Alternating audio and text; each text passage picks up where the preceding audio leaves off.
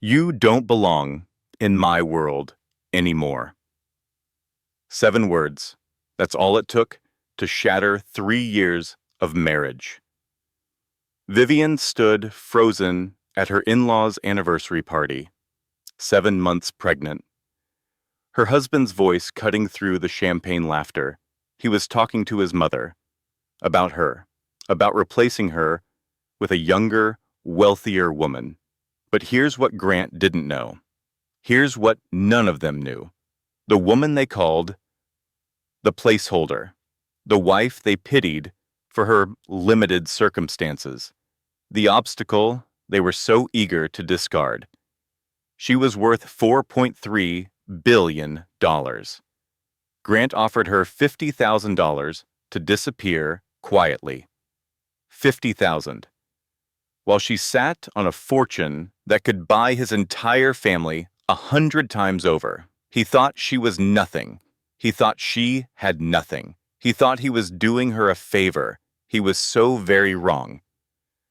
This is the story of a woman who hid her wealth to find true love and discovered that the man she married only loved the idea of being better than her. This is the story of what happens when the person you underestimate turns out to be the most powerful person in the room. Stay until the end, because the moment Grant realizes the truth, you won't want to miss it. Lesson and value. What this story teaches us. Your worth is never determined by how others see you. The people who only value you when you appear small will never deserve you at your biggest. True love sees both your struggles and your strength. And sometimes, the greatest victory isn't revenge. It's simply becoming the person you were always meant to be. The meaning behind this story, this isn't just about a secret billionaire. It's about every woman who has ever been underestimated, every person who has dimmed their light to make someone else comfortable, every heart that trusted the wrong people and had to rebuild from the ashes. Vivian's journey reminds us that we don't need anyone's permission to reclaim our power. We just need the courage to stop hiding. You don't belong in my world anymore. The champagne glass nearly slipped from Vivian's fingers. She stood frozen behind a marble pillar in the Mercer family's country club ballroom. Crystal chandeliers cast prismatic light across the crowd. The string quartet played something soft and forgettable, and her husband's voice cut through it all like a blade. She pressed her free hand against her belly. 7 months pregnant. The baby kicked as if sensing her distress. Vivian had stepped away to find the restroom. Her swollen ankles ached from standing. Her lower back throbbed with that familiar third trimester pain. She had paused behind this pillar to catch her breath. That was when she heard her name. Grant stood with his mother near the French doors leading to the terrace. Cordelia Mercer wore emerald green tonight. Diamonds glittered at her throat. Between them stood a woman Vivian did not recognize. Young, 28 maybe, sleek dark hair cut to her shoulders. A dress that cost more than most people's monthly rent. She touched Grant's arm with easy familiarity. I should never have married so far beneath us, Grant continued. His voice carried that particular tone of casual cruelty. Vivian was a phase, a rebellion, but I've grown up now. Cordelia smiled. Finally, I've been saying this for 3 years, Grant. I know, Mother. You were right. The young woman laughed, a musical, practiced sound. Your mother is always right. That's what you told me. Sloane understands these things, Cordelia said. She comes from the right kind of family. Vivian's heart pounded so loudly she was certain they could hear it. Her fingers tightened around the champagne glass. The bubbles rose and burst against the surface. Tiny explosions of carbon dioxide that meant nothing. She had been married to Grant Mercer for 3 years. 3 years of dinner parties and charity galas. 3 years of biting her tongue around his mother. 3 years of telling herself that love was enough. The baby kicked again, harder this time. Grant glanced toward the ballroom. We should go back in. Douglas will want to make his toast soon. What about Vivian? Sloane asked. Won't she notice you've been gone? Vivian notices very little these days. Pregnancy has made her even more oblivious than usual. They laughed together, all three of them. At her expense, Vivian pressed her back against the cool marble pillar. She closed her eyes. The sounds of the party swirled around her. Clinking glasses, murmured conversations, the quartet shifting into a waltz. He means it. After 3 years, after everything, after this baby. He actually means it. She opened her eyes, took a breath, then another. Her phone was in her clutch. She pulled it out with trembling fingers, unlocked it, locked it, unlocked it, locked it. Her thumb hovered over Delphine's name, her best friend since college, the one person who would know what to say. She did not call. Instead, she walked back into the ballroom, her chin lifted, her spine straight, 7 months pregnant and steadier than she had any right to be. Cordelia spotted her first. The mask slipped on with practiced ease. Concerned mother-in-law, devoted grandmother-to-be. Vivian, dear, you look pale. Is the baby giving you trouble? Vivian met her eyes, saw nothing but calculated warmth. I'm fine, Cordelia. Just needed some air. Grant turned. Something flickered across his face. Not guilt, something closer to inconvenience, like she was a stain on his evening. You should sit down, he said. You've been on your feet too long. I'm fine. Really, Vivian, you need to think about the baby. The baby. Not our baby. The baby. Like it was an abstract concept rather than a child they had created together. We should talk, Vivian said quietly. Tonight, when we get home. Grant's jaw tightened. Can't this wait? It's my parents' anniversary. No, it can't wait. Cordelia and Sloane exchanged glances. Vivian caught it. The conspiracy of it. The way they communicated without words. Fine, Grant said. We'll talk at home. The rest of the party passed in a blur. Douglas made his toast about 40 years of marriage. Cordelia smiled and dabbed at her eyes with a monogrammed handkerchief. The guests applauded. Champagne flowed. Vivian sat in a corner and counted the minutes. In the car on the way home, Grant drove in silence, his hands tight on the steering wheel, his profile sharp against the passing streetlights. Vivian waited. She had learned this about her husband, over 3 years. He could not stand silence. Eventually, he would fill it. I want a divorce, Vivian. The words landed like stones in still water, rippling outward, changing everything. I've met someone, he continued. Someone who actually fits my life. Sloane's family is connected, important. She understands my world. Vivian stared at the road ahead, the white lines blurring past. Your world?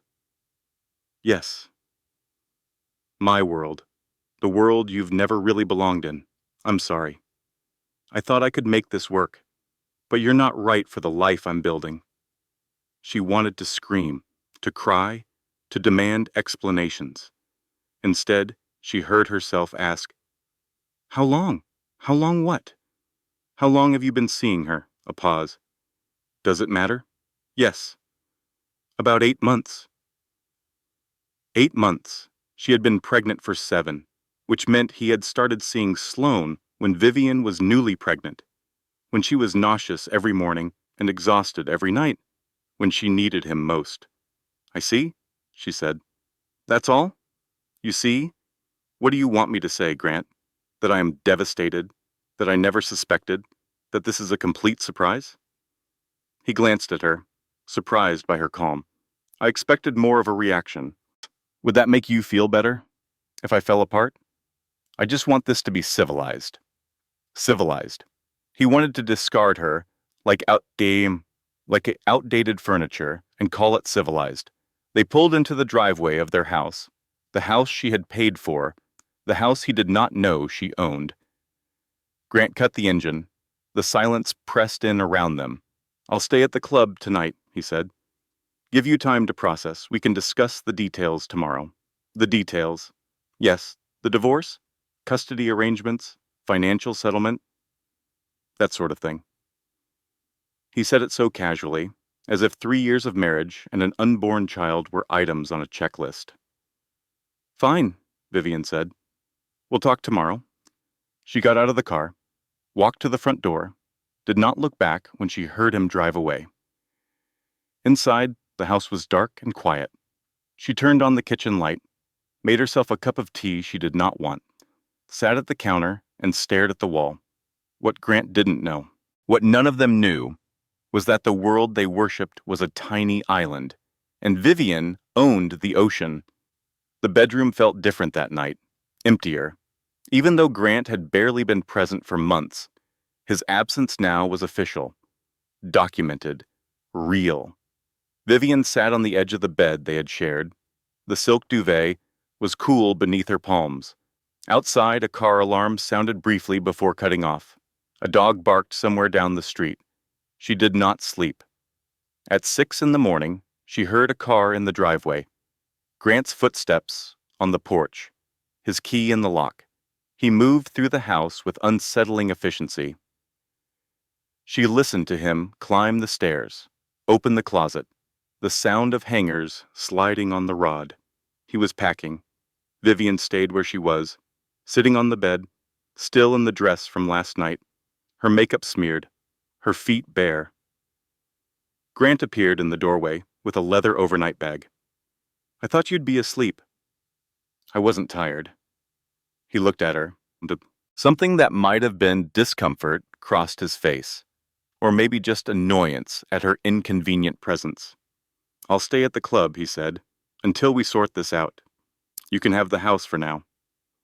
For now, as if even this temporary arrangement was a generous gift. "Sort this out," Vivian repeated. "That's what 3 years and a baby are to you. Details to sort out." Grant sighed. "Don't be dramatic, Vivian. I'll make sure you're taken care of. I'm not a monster." He actually believes that. That's the worst part. He actually believes he's being decent. "I loved you," she said quietly. "Did you know that? When I married you, I actually loved you. Vivian, please, let's not do this." "Do what? Have an honest conversation? Is that too much to ask?" "It's too early for this." He was already walking toward the door, already dismissing her, just like he had dismissed her for months, for years maybe, if she was honest with herself. "Grant," he paused, did not turn around. "I'm not crazy," Vivian said. "I saw the distance growing. I felt you pulling away. I told myself it was work, stress, the pregnancy. But I knew, somewhere inside I knew." Now he turned, looked at hers with something like surprise. "Then why didn't you say anything?" "Because I wanted to be wrong. Because I thought if I just loved you enough, you'd come back to me. Because I was willing to accept crumbs when I deserved the whole loaf." Grant shook his head. "This is exactly what I mean. The dramatics, the emotions. Sloane doesn't do this. Sloane isn't your wife of 3 years. Sloane isn't carrying your child." "No, she isn't." He said it like that was the point. Like the absence of those complications was what made Sloane better. He left without another word. The front door closed behind him. His car started in the driveway. She listened to it fade into the distance. The silence was deafening. Vivian walked through the house, room by room, memory by memory, every space now tainted with what she knew. The kitchen where he had proposed, down on one knee beside the breakfast nook. A ring he was so proud to afford. She had cried. He had laughed. They had made love on the kitchen floor while the coffee went cold. The living room where they had hosted dinner parties. She had learned to cook for his business associates, learned to smile and nod and be decorative, learned to make herself smaller so he could seem bigger. The nursery they had painted together, Soft yellow walls, a crib they had assembled while arguing over the instructions, a rocking chair she had found at an antique store. He had complained about the price. She had paid for it herself without telling him. So many things she had done without telling him. Her phone buzzed. A text from Delphine. Saw Grant leaving the club with that Fairchild woman last night. Please tell me you finally kicked him out. Vivian stared at the message. Her best friend had seen them at the club after Grant left their house. He had gone straight to Sloane. She called Dell instead of texting back. Please tell me I'm wrong, Dell said immediately. Please tell me what I saw wasn't real. You're not wrong. A pause. Oh, honey. He left me, Dell. Last night after the party. He told me I don't belong in his world. His world? What world? That mediocre corporate job and his mother's delusions of grandeur. Despite everything, Vivian almost laughed. Apparently that world is too good for me. Vivian, honey. Does he know? There it was. The question she had been avoiding. No. Viv? You have to tell him. You have to show him exactly how wrong he is. Not yet. I need to understand what I'm dealing with first. What's there to understand? He's a cheating scumbag who's abandoning his pregnant wife. There's more to it, Dell. I heard him talking to his mother, to Sloane, that this isn't just an affair. This was planned. Orchestrated. Another pause. What do you mean, orchestrated? I mean Cordelia has been pushing this for at least a year. Maybe longer. I mean, Grant is trading me in for a better model, because the better model comes with better connections. That's disgusting. It's strategic, in the worst possible way. What are you going to do? Vivian looked around the nursery. The tiny clothes folded on the dresser, the mobile hanging above the crib, elephants and giraffes, and pastel colors. I'm going to find out exactly what they're planning, she said. Every detail, and then I'm going to decide how to respond. You sound different, calmer than I expected. I think I'm in shock. Ask me again in a few days. After she hung up, Vivian sat on the nursery floor, surrounded by soft blankets and tiny socks. The baby kicked gently. A flutter against her rib cage. She picked up a onesie, white with yellow ducks. She had bought it on a whim, walking past a baby store downtown. Grant had been annoyed at the expense. She folded it, set it aside, picked up another, folded that too, everything already perfectly folded. She refolded it anyway, again and again, the repetitive motion soothing in its mindlessness. I was so careful, so patient. I waited for him to love me for myself, and all along, he was measuring me against a checklist I could never pass. The baby kicked harder, a reminder that she was not alone in this. I know, little one, she whispered. I know. Sleep finally came around dawn, heavy and dreamless. When Vivian woke, the afternoon light was slanting through the bedroom windows. Her phone showed 3 missed calls from Grant and 1 from an unknown number. She ignored them all. Instead, she called Margot Bellingham, her father's lawyer, her secret keeper for nearly a decade. Vivian? Margot's voice was warm but professional. I was wondering when I'd hear from you. You've seen the news? What news? Never mind. I need to see you. Today, if possible. A pause. The sound of typing. I can move some things. Can you come to the office at 4? I'll be there. She showered, dressed in simple clothes, no makeup. Let her wet hair air dry as she ate a bowl of cereal, standing at the kitchen counter. The drive to Margot's office took 40 minutes. A nondescript building in a quiet part of the city. No flashy signs, no obvious wealth on display. That was how her father had preferred it. Edmund Ashford had built his fortune from nothing, the son of a factory worker and a school teacher. He had worked his way through college, started his first company in a garage, failed twice before he succeeded, But when he succeeded spectacularly. Tech patents, strategic investments, quiet philanthropy that never made the papers. By the time Vivian was born, he was already wealthy beyond most people's imagination. By the time she graduated high school, he was a billionaire. But Edmund never flaunted it. He drove a 10-year-old car, wore suits off the rack, donated anonymously to causes he believed in. He taught Vivian that money was a tool, not an identity. And when she was 22, home from college for the summer, he sat her down in his study.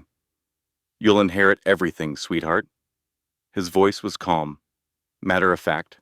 "When I'm gone, all of this will be yours." "Dad, I don't want to talk about that."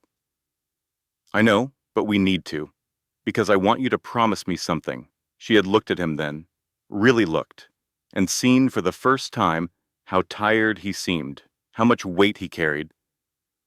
"What kind of promise?" "Don't let anyone love you for this." He gestured around the room, at everything it represented. "Find someone who loves you when they think you have nothing, someone who would choose you without the money." "Dad, I mean it, Vivian. Promise me." She had promised. 2 years later, Edmund died of a heart attack. Suddenly, without warning. One morning, he was eating breakfast and reading the newspaper. That afternoon, he was gone. Vivian was 24 years old. She had just finished graduate school, and she was suddenly worth $4.3 billion. She told no one, not her friends, not her extended family. Only Margot Bellingham knew the truth. Margot, who had been Edmund's lawyer for 30 years, who had drafted his will, who understood his values and his wishes. "He wanted you to have choices," Margot had said at their first meeting after the funeral. "Real choices, unencumbered by other people's expectations." So Vivian kept her secret. She lived simply, rented a modest apartment, worked at a nonprofit that advocated for education funding. Let everyone assume she was exactly what she appeared to be. And then she met Grant Mercer, a friend's wedding, a warm June afternoon. She was wearing a sundress she had found at a thrift store. Her hair was pulled back in a simple ponytail. No jewelry, except her father's watch. Grant was charming, handsome, confident in the way of men who had never been told no. He assumed she was a school teacher between jobs. She let him assume. Their courtship was swift. He took her to dinner at nice restaurants, made a show of paying every bill, introduced her to his family as a sweet girl from simple circumstances. Cordelia had looked down her nose at Vivian from the very first meeting. Douglas had barely looked at her at all. But Grant seemed proud to have found someone unspoiled by wealth. The irony could have choked her. I wanted to be loved for myself, not my father's money. Was that so wrong? She had believed in those early days that Grant was different, that his affection was genuine, that beneath the polished exterior was a man who valued her for who she was. Now she knew the truth. He had valued her for who she wasn't, for the smallness he perceived in her, for the way she made him feel bigger, better, more important by comparison. Margot's office was on the 15th floor. Wood paneling, leather chairs, a view of the city skyline, understated elegance that whispered of old money rather than shouting about new. "Tell me everything," Margot said once Vivian was seated. So she did. The anniversary party, the overheard conversation, Grant's demand for divorce, everything she had heard and suspected and feared. Margot listened without interrupting. Her face gave nothing away. But Vivian had known this woman for years. She could see the anger simmering beneath the professional calm. "I need you to pull the prenuptial agreement," Vivian said when she finished. Margot shook her head. "There is no prenup, Vivian. Grant refused to sign one, remember? He said it was unromantic given your circumstances." Vivian remembered. Grant had been so noble about it, so magnanimous. Why would they need a prenup when she had nothing to protect? He thought I had nothing worth protecting, Vivian said slowly. Precisely. Which means, in a divorce, you owe him nothing. All of your assets have been held separately. The Ashford Trust, the investment portfolio, the properties. Grant has no legal claim to any of it. He doesn't know any of it exists. Exactly. He'll receive whatever he brought into the marriage, which, based on my records, is approximately $47,000 in savings and a modest retirement account. Vivian laughed. The sound surprised her. Harsh and unfamiliar. He offered me $50,000 in the settlement, she said. He thought he was being generous? 50,000, Margot's voice was flat. For 3 years of marriage and the child you're carrying. He thinks that's more than I deserve. Then he's about to receive an education. Vivian shook her head. Not yet. I don't want him to know. Not until I understand the full scope of what I'm dealing with. What do you mean? I mean, this isn't just an affair, Margot. This was planned. Cordelia, Grant, this Sloane woman, they've been orchestrating something. I need to know what. Margot studied her. Your father would be proud of you. My father would be devastated that I ended up with a man like Grant. No, he would be proud of how you're handling it, with strategy instead of emotion. With your eyes open. That night, Vivian sat in the bathtub, still fully clothed, the water running cold around her. She stared at the ceiling and let her mind go blank. 3 years of pretending to be small, of watching them pity me, of biting my tongue when Cordelia asked if I could really afford organic produce. The baby moved, a gentle ripple across her abdomen. I won't teach you to be small, little one. Never. Sleep would not come that night either. Vivian sat at the kitchen table with her laptop. The house was silent around her. The refrigerator hummed. The clock ticked. Outside, the neighborhood slept. Her father had taught her that information was power. Before you made any decision, you gathered every fact you could find. Before you revealed your hand, you knew every card on the table. Grant's email was still linked to their shared computer. He had set it up years ago so she could help manage their social calendar. She had never abused that access, never read his private messages. Privacy had mattered to her. She almost laughed at the thought now. The emails were worse than an affair, much worse. She found the thread from Cordelia first, dated 8 months ago, just after Vivian discovered she was pregnant. The Fairchild connection could change everything for our family. Cordelia's words were precise and calculating. Douglas's pension situation is getting worse.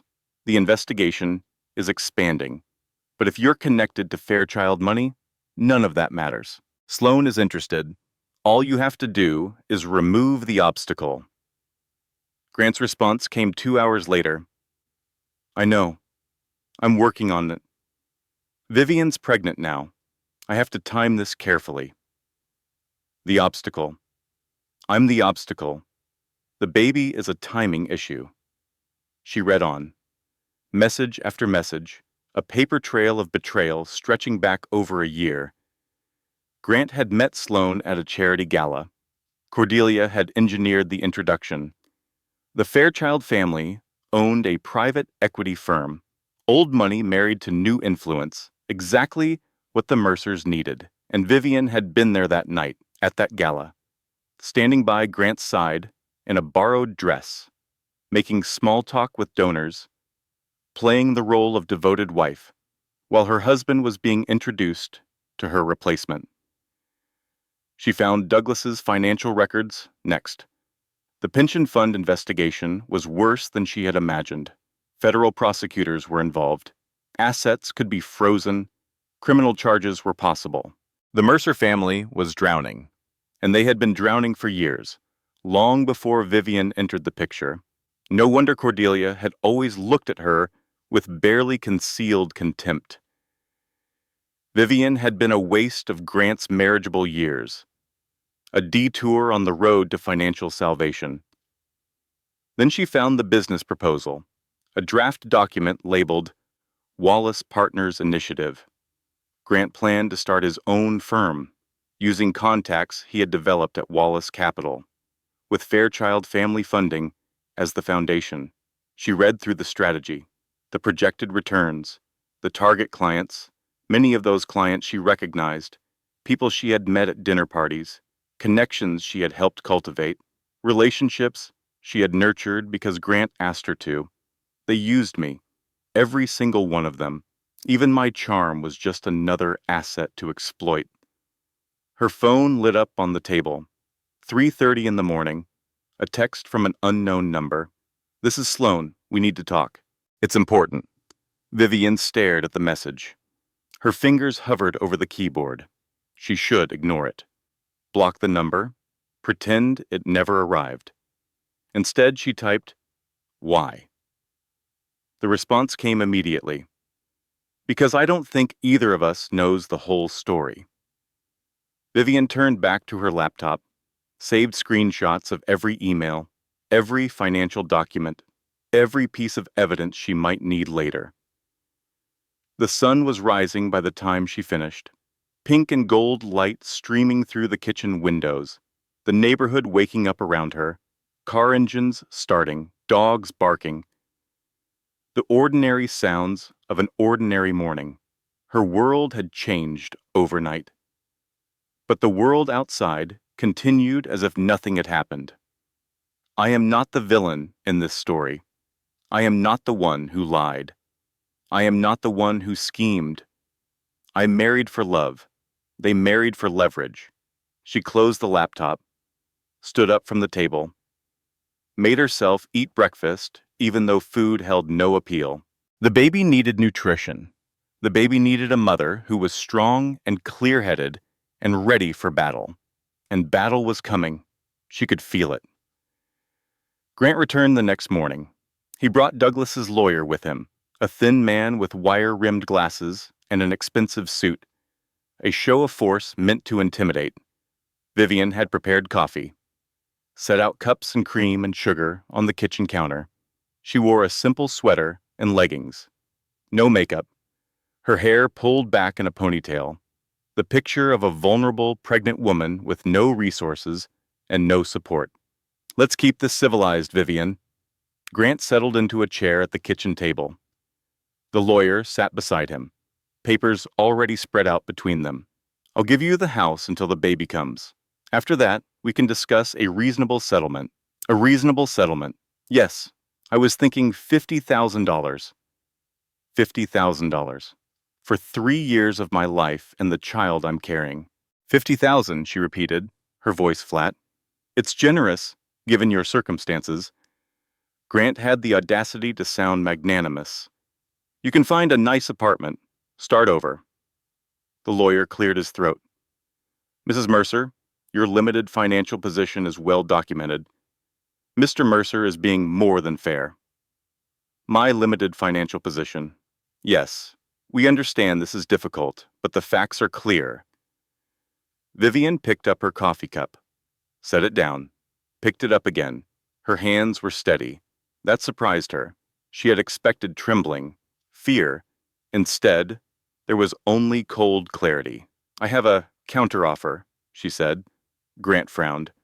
"Vivian, you're not really in a position to negotiate." She reached beneath the table, pulled out a folder she had prepared the night before, slid it across to them. "What's this?" The lawyer opened it, started reading. Grant leaned over to look. His face went white, then red, a flush spreading from his collar to his hairline. "Where did you get this?" His voice was barely above a whisper. "Does it matter?" "This is private correspondence. You had no right." "I had every right. We share the computer, Grant. You gave me access years ago." The lawyer was reading faster now, his eyes widening behind those wire-rimmed glasses, the pension fund documents, The federal investigation, the emails between Grant and Cordelia, the business proposal built on clients Vivian had helped cultivate. This is inadmissible, the lawyer said. Obtained without consent. No court would accept it. I'm not planning to use it in court. Grant looked up sharply. Then what? I'm planning to use it everywhere else. Vivian kept her voice calm, measured, the way her father had taught her. Never let them see your anger until you're ready to deploy it. Your clients, the Securities and Exchange Commission, the country club, Cordelia's bridge group, every person who might be interested in knowing who you really are. You wouldn't. Grant was on his feet now, the chair scraping against the floor. You don't have the resources to do that. Don't I? He stared at her, something shifting behind his eyes, calculation replacing outrage. What do you want? He asked. I want nothing from you, Grant. Not a penny. Not this house, not your name. I want a clean divorce with full custody. And I want it finalized before this baby is born. Full custody? Yes. You can't just demand that. I can, and I am. She stood up from the table, 7 months pregnant and taller than she had ever felt. You have 48 hours to agree. After that, I start making phone calls. The lawyer gathered the papers with shaking hands. Mr. Mercer, we should discuss this privately. Yes, Vivian agreed. You should. And while you're discussing, remember something. I'm not the person you think I am. I never was. She walked them to the door, held it open, watched them stumble down the front steps, like men who had just seen something impossible. Grant paused at his car, turned back. Who are you, Vivian? Really? She smiled. I'm the woman you underestimated. That's all you need to know. She didn't tell him the truth that day. She wanted to. The words burned in her throat. I could buy your entire family 10 times over. I own more than you will ever dream of. You threw away the best thing that ever happened to you. But she waited. Because the best revenge isn't telling someone what you'll do. It's showing them.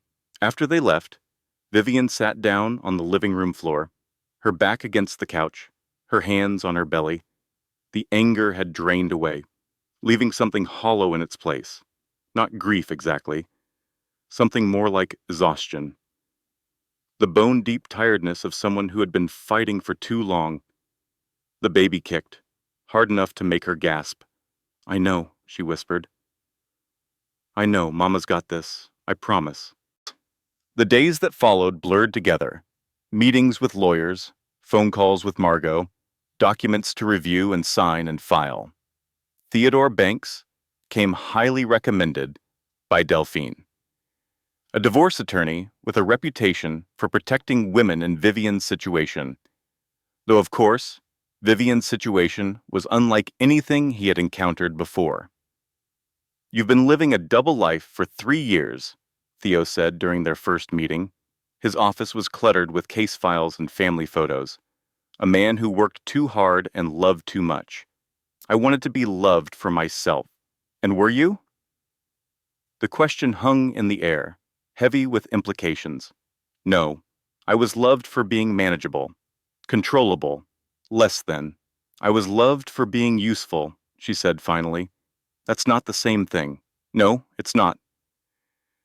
Theo reviewed the documentation, the prenuptial situation, the separate assets, Grant's complete ignorance of Vivian's financial standing. He has no claim to anything, Theo confirmed. The trust is bulletproof. Your father's lawyers knew what they were doing. My father's lawyers have been protecting Ashford interests for 3 generations. They don't make mistakes.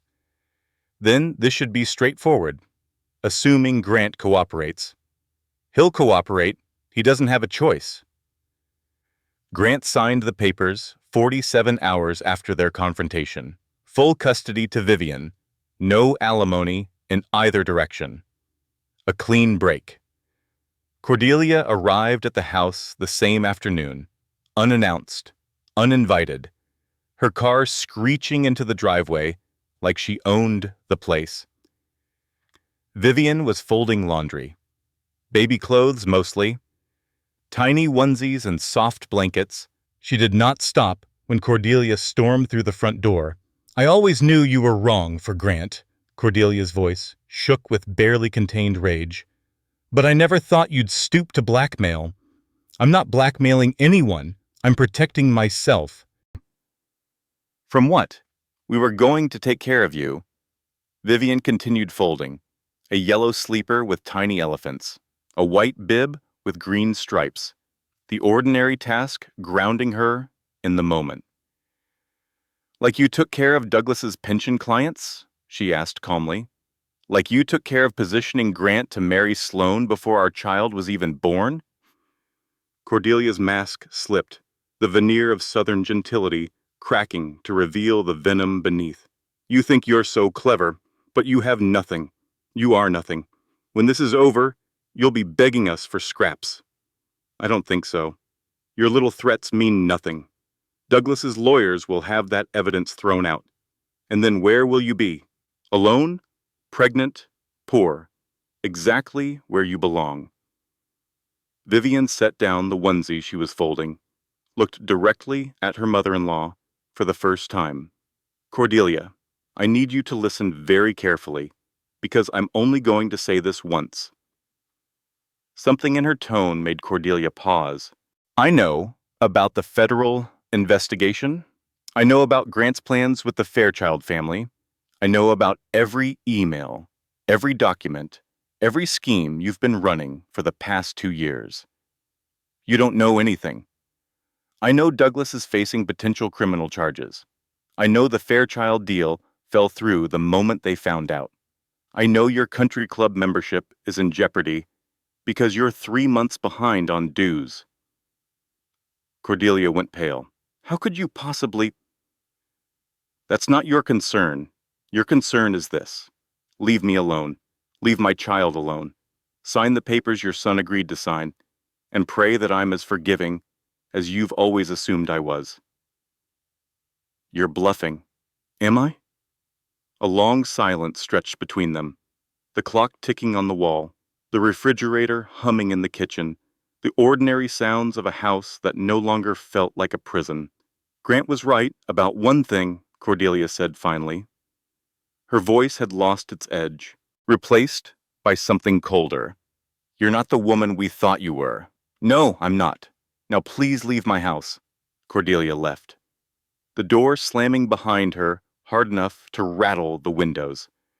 Vivian stood very still, waiting for the adrenaline to fade, waiting for her heart to stop racing. The baby kicked gently, as if offering comfort. That evening, she drove to the cemetery where her father was buried, sat on the grass beside his headstone, the autumn leaves drifting down around her. "I tried, Daddy." Her voice was quiet, meant only for him. "I really tried to find someone who loved me for me." The wind moved through the trees, rustling, whispering, but I found something else instead. I found out what I'm worth, not in money, in character, and they have none. She stayed until the sun set, until the stars began to appear, until she felt ready to go home and start again. Sloane Fairchild appeared on Vivian's doorstep 3 days later. She looked different without the smugness. Younger, smaller, her designer clothes hanging loose like she had lost weight. "Can I come in?" Vivian should have said no. Every instinct told her to close the door, to protect herself, to keep the enemy at a distance. Instead, she stepped aside. "Coffee's hot." In the kitchen, Sloane's perfectly manicured hands trembled around the cup. Her eyes were red-rimmed, the careful makeup doing little to hide the dark circles beneath. "Grant hit me last night." The words landed like stones in still water. "He's never done that before."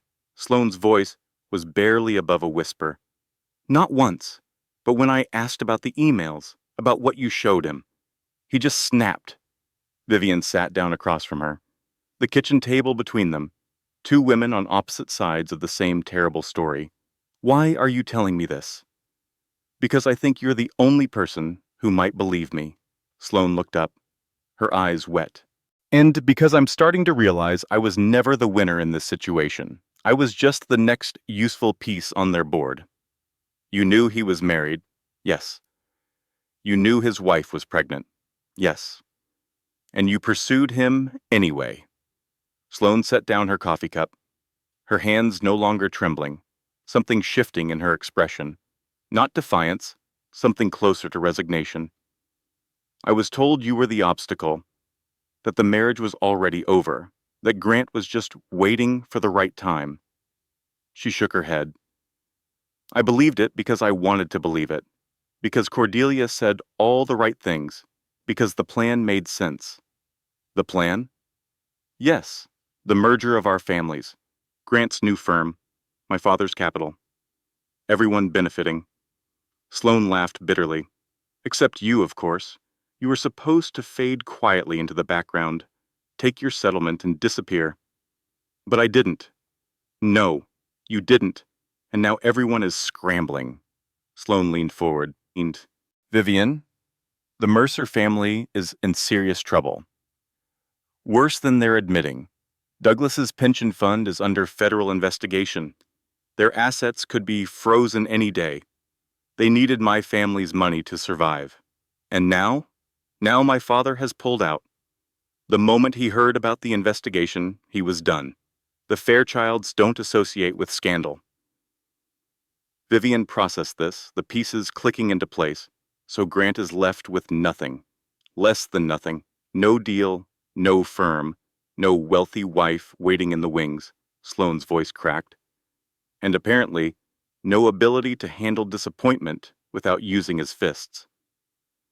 They sat in silence for a long moment, the afternoon light shifting through the windows, the house quiet around them. I should hate her. She tried to take my husband.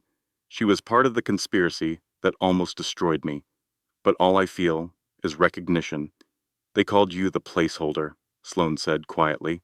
Cordelia told Grant you were good practice for the real thing. The words should have hurt. Instead, they just felt true. Good practice, Vivian repeated. I'm so sorry. I thought I was special. I thought I was chosen. But I was just another piece on their board, one with a bigger price tag. Vivian studied the woman across from her, the careful armor stripped away, the vulnerability underneath. What do you want, Sloane? Why are you really here? I want to warn you. Grant is dangerous when he's cornered, and right now he's very cornered. Whatever you're planning to do next, please be careful. I appreciate the warning. There's something else. Sloane reached into her purse, pulled out a flash drive, set it on the table between them. Cordelia's computer.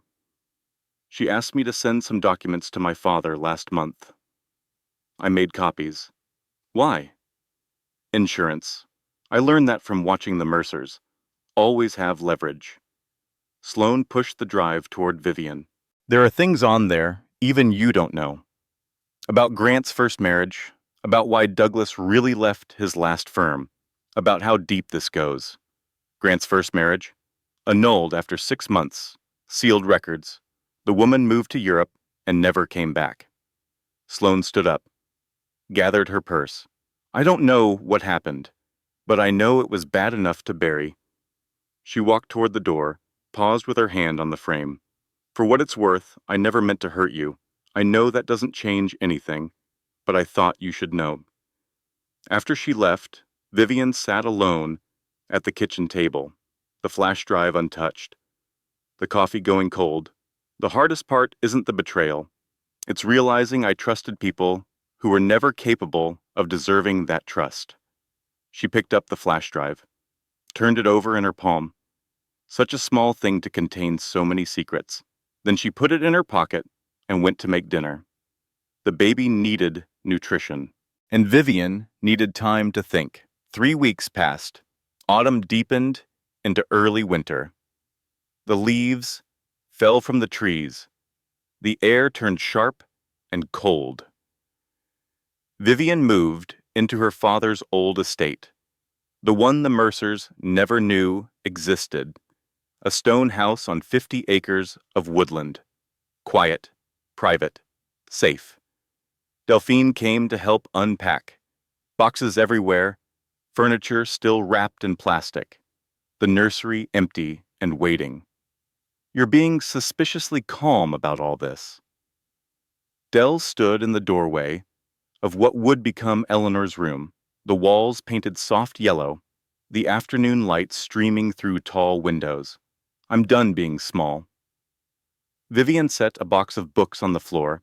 I'm done pretending I don't have power because it might make people uncomfortable. Finally. What do you mean, finally? Vivian, I have been waiting years for you to stop hiding. Years. Dell walked over to help unpack. Your father was one of the most generous, brilliant men I ever knew, and you've been pretending to be ordinary because some jackass might not love you otherwise. It wasn't that simple? Yes, it was. You were scared. And Grant took advantage of that fear. But you're not scared anymore, are you? Vivian considered the question. The answer surprised her. No, I'm not. I'm angry. I'm exhausted. I'm 7.5 months pregnant with a man's child who doesn't deserve to be called a father. She paused. But I'm not scared. Good, because you have things to do. The divorce proceedings moved quickly. Grant, terrified of exposure, signed everything Vivian's lawyers put in front of him. Full custody, no visitation rights until Vivian chose to grant them. A complete severing of financial ties. Margot called with updates. The Mercer family situation was deteriorating daily. Douglas had been formally charged with securities fraud. Their assets were frozen, pending investigation. The country club membership had been revoked. They're imploding, Margot said, without any help from you. I know. How do you feel about that? Vivian looked out the window of her new home. The bare trees, the gray sky, the first flurries of snow beginning to fall. I feel like justice doesn't always require revenge. Sometimes it just requires patience. She visited Preston Wallace the following week. Grant's former boss, the CEO of Wallace Capital, a man her father had quietly invested in decades ago. His office was on the top floor of a glass tower downtown. Modern art on the walls. A view that stretched to the horizon. Mrs. Mercer? Preston rose to greet her. His accent was old Southern money, his handshake firm but respectful. Or should I say, Ms. Ashford, you've done your research. I always do research. He gestured to a chair. Please. She sat, hands folded in her lap, the baby restless inside her. I came to discuss a business matter, she said. I assumed. What can I do for you? The venture Grant was planning, the one using contacts developed at Wallace Capital. I wanted you to be aware of it. Preston nodded slowly. I've already heard, and I've already taken steps to protect my firm's interests. I thought you might have. May I ask why you're telling me this? Grant is your husband, was your husband, because my father always said integrity matters more than advantage. Vivian met his eyes. And because I'm starting a foundation to support women entrepreneurs, I'd like Wallace Capital to consider being our first corporate partner. A long silence, Preston studying her with renewed interest. You're not at all what Grant described, he said finally. No, I imagine I'm not. He called you simple, unsophisticated, a sweet girl from humble circumstances. And now? Now I'm wondering how I ever took his judgment seriously. Preston leaned back in his chair. Tell me about this foundation. That night, Vivian sat on the porch of her father's house, wrapped in a blanket, watching the snow fall. She pulled out the journal she had started for her daughter, the one she would give her someday. when Eleanor was old enough to understand. Your grandfather taught me that money is a tool, not a measure of worth. Your father's family taught me the opposite. They measured everyone by their bank account, and still got the measurement wrong. I will teach you something different. I will teach you that the richest person in any room is the one who knows exactly who they are, who loves without condition, who helps without expectation. You will never have to pretend to be less than you are, and you will never mistake wealth for value. I promise you this, little one. I promise. The news broke 3 weeks before Vivian's due date. A federal whistleblower. Documents leaked to major newspapers. The full scope of Douglas Mercer's fraud exposed for the world to see. Vivian watched the coverage from her living room, the flames she had not needed to light consuming everything Grant's family had built. Mercer Financial founder charged with securities fraud. Pension fund scandal widens. Federal prosecutors seek maximum penalties. The phone rang. Margot. Have you seen the news? I'm watching it now. I want you to know that none of this came from us. The whistleblower was an internal auditor. He'd been gathering evidence for years. I know. Vivian felt strangely calm. Douglas built his own trap. He just needed time to fall into it. Grant filed for bankruptcy this morning. I heard. The Fairchild family is publicly distancing themselves. Sloane's father gave an interview calling the Mercers a cautionary tale. How is Sloane? A pause. Why do you care? Because she warned me, and because she was a victim too, just a different kind. She's working, actually. Some non-profit downtown. Started there last month. Vivian smiled. Good for her. The call ended. The news continued. The familiar faces of Grant and Douglas appearing on screen, looking haggard, desperate, so different from the polished men who had once looked down on her. She felt nothing, no satisfaction, no vindication, just a quiet awareness that the people who had hurt her were now hurting themselves, and she was no longer part of their story. Cordelia called that afternoon. Her voice was different, stripped of its usual venom, something closer to desperation. You have to help us. You have to call off whatever you've done. I haven't done anything, Cordelia. Don't lie to me. Someone tipped off the investigators. Someone leaked to the press. It wasn't me. Your husband built his own trap. I just stepped out of the way. A long silence, the sound of Cordelia, breathing, struggling to accept what she was hearing. Please, Vivian, whatever you want, money, an apology, anything. I don't want anything from you. I never did. Then why? Why are you doing this? I'm not doing anything. That's what you can't understand.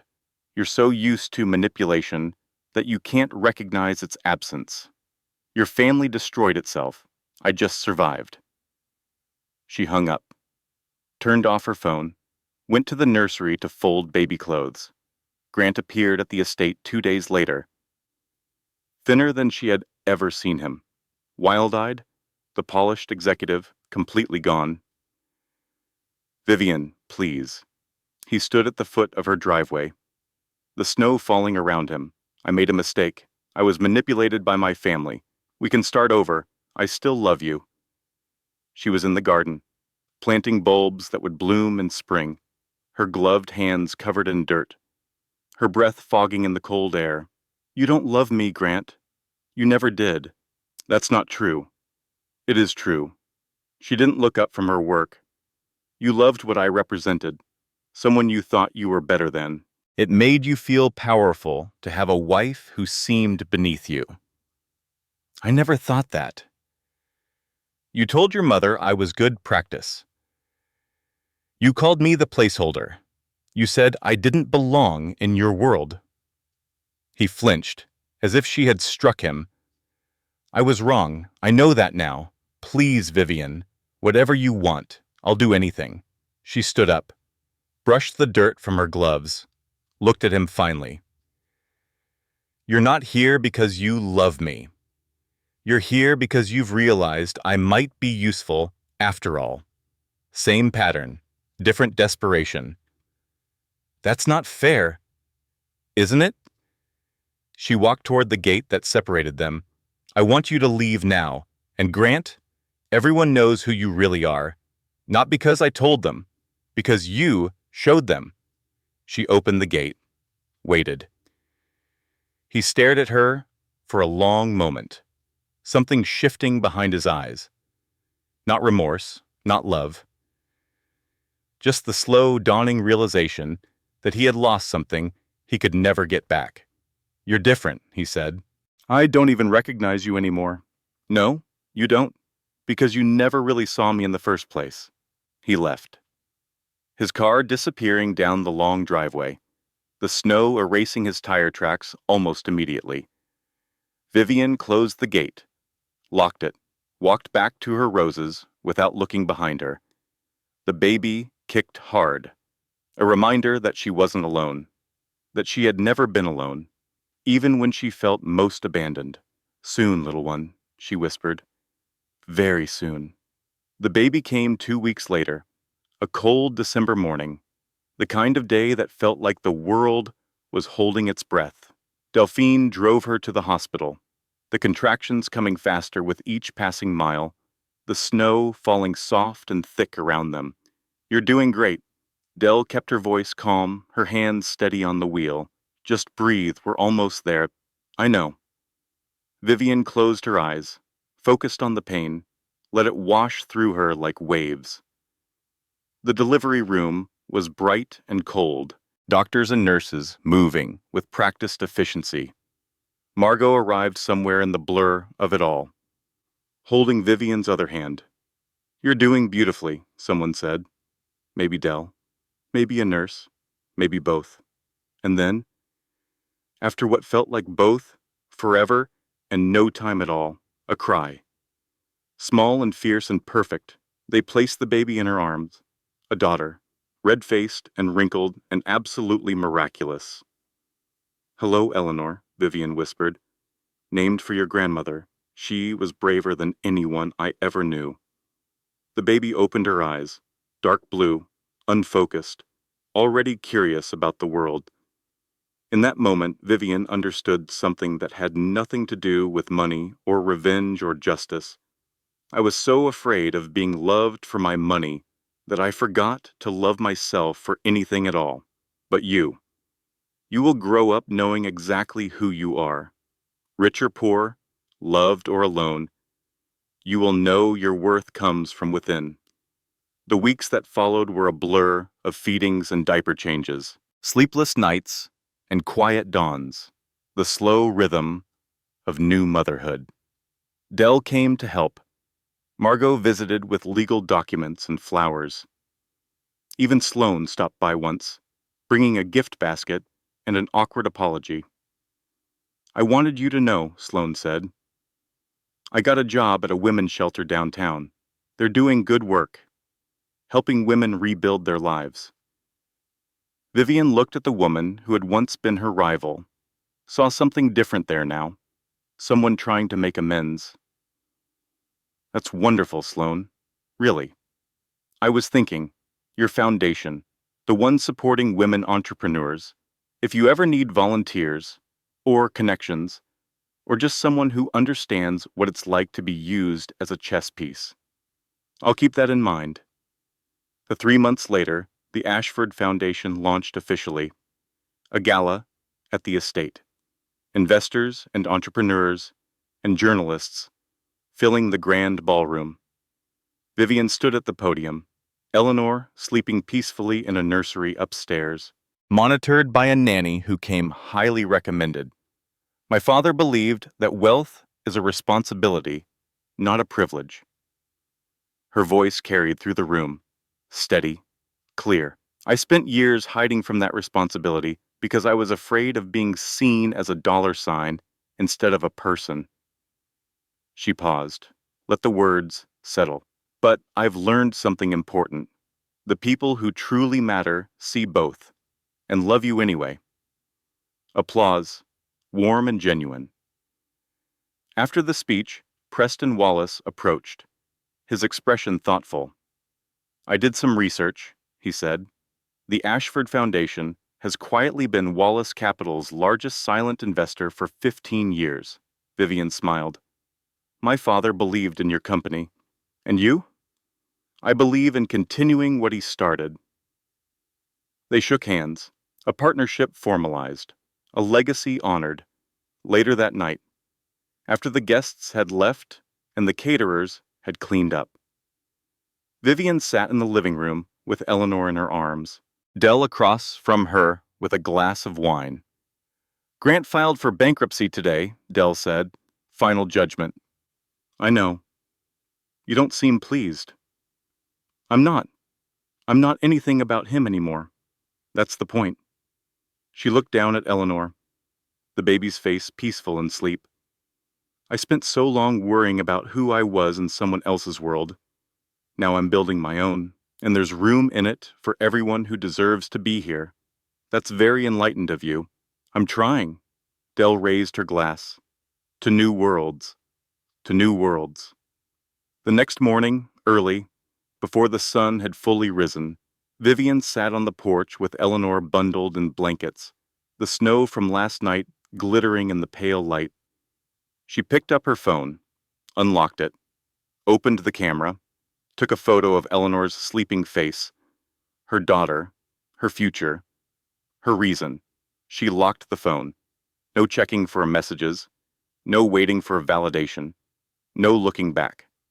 "I don't need to belong in his world anymore. I never did. I was always meant to build my own." The sun rose higher, the snow began to melt, and Vivian Ashford, billionaire, mother, survivor, smiled, because for the first time in years, she knew exactly who she was, and that was more than enough.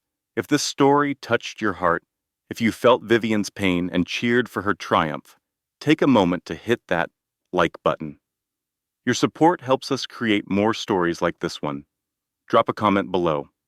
Tell us, have you ever been underestimated by someone who should have known better? We'd love to hear your story, and if you haven't already, subscribe to our channel and turn on notifications. That way, you'll never miss another powerful story that speaks to your soul. Share this with a friend who needs to hear it today. Sometimes a story is exactly the reminder someone needs. Closing statement. This content was carefully researched, developed, and manually edited by our team. Every word was crafted with intention to bring meaningful lessons and emotional value to our audience. We believe that stories have the power to heal, inspire, and transform. Thank you for being part of this journey with us.